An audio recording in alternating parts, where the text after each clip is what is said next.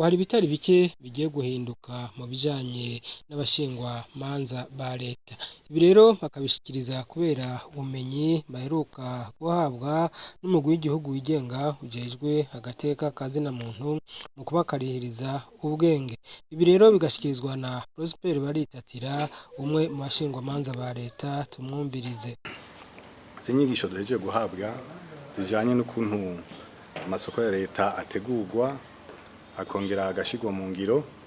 Turizera neza ko nk'abashingwa manza ba leta tujejwe guhanura inzego zitandukanye za leta, kandi tukajezwa no kuhagarira inyungu za leta imbere ya sentare igihe leta iba yitwariwe mu masentare. Turizera neza yuko hagiye kuba akarusho kubera inyigisho twahawe. Twabonye amategeko ategerezwa gukurikizwa, ayo nayo niyo tuzohanura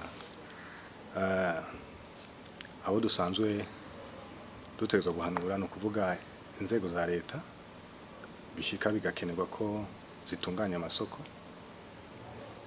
Gusa icyo twosaba nuko twosaba izo nzego nyene hamwe nabo basanzwe bafise babafasha gutunganya iby'amasoko. Mvuga les cellules de marché public, usanga les membres des cellules de marché public ou les membres de comité de réception, abo bantu bajejwe kwakira gukurikirana iby'amasoko muri izo nzego zitandukanye.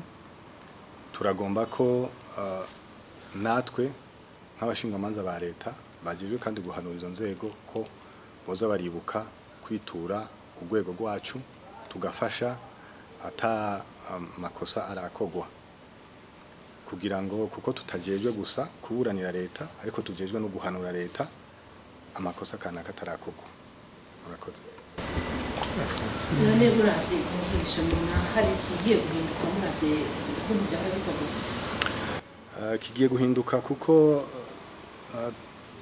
tuvuganye ukuri, izi nyigisho si inyigisho twakiriye ku ishuri, ni inyigisho by'ukuri zikenera ubumenyi budasanzwe ariko bariko yaturonse no munsi. Rero twebwe nyene ubwacu turabona ko tuvanyeho ubumenyi tutahorana, ubwo nabwo nibwo tugiye gukoresha mu gufashanya nabo dusanzwe tujejwe guhanura no kuburanira.